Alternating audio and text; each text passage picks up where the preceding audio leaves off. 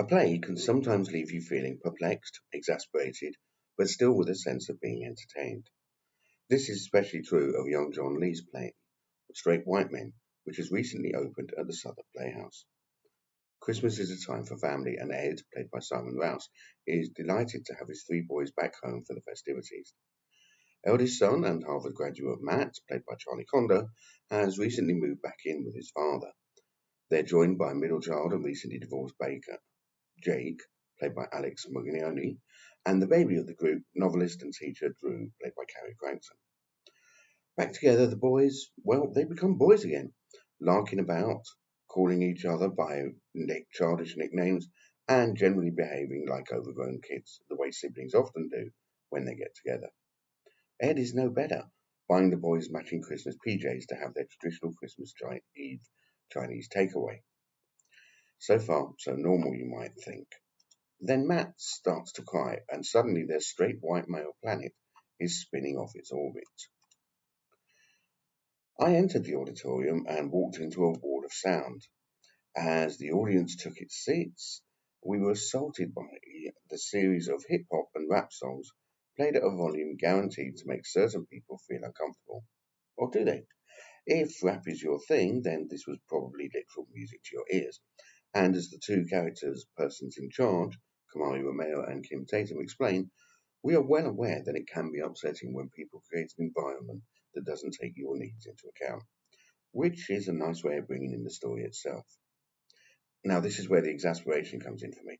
On the surface, the family is fairly standard, white, middle class, straight male, like everyone that matters in America.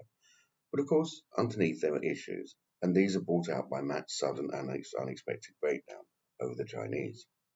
And this brings up various issues that each of the rest of the family have as representatives of the standard USA populace. However, things have moved on since the piece was written. After all, when you look at the President of the United States of America, we've had a POC in the role and an openly gay man running for office. However, I do get the point that on the whole the world is run by SWMs, and much as they decry the system of automatic privilege that propels them up the societal ladder, they aren't ever really going to get rid of it. The problem for me, was the ambiguity. It was never established why Matt was crying, and as such there was no resolution to his problems, if indeed he really had any. I'm sure most of the audience could, in their own minds, work out what was wrong, but would they all have the same answer? Well, I'm sure it would have created a lot of discussion in the bar afterwards. Everything about the play is designed to remind you that it is a play and is not real life. Or is it? Susie Sakai's set, a standard drab family snug with a well-worn sofa in the middle, looked very believable, except it's set back from the walls with signs like live show on the sides, reminding you that it is a set. Beth Colley's costumes feel right for the characters, except for the PJs, which to me should have had much more of a Christmas motif or feel about them. The actors were pretty much spot on, and I found way too many similarities between the three brothers and my own relationship whenever my two brothers and I got together. In fact, despite being a GWM rather than SWM, I really identified a lot with Matt and the choices he had made, which mirrored some of my own way too closely. I was highly impressed with the cast's energy, which was high throughout. This is a very physical play, and director Stephen Kunis and movement director Christina Fulcher really put the cast through it, with a long dancing, drinking scene that looked particularly exhausting. I'm still not sure if Straight White Men work for me. The lack of resolution was irritating, but the analysis of what it means to be the archetypal successful SWM was fascinating. The actors were engaging, and the script both funny and poignant in places.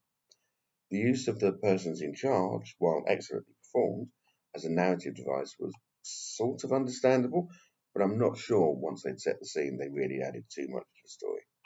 I think I would have liked to see them on stage during the family scenes to give more an idea that they were controlling things.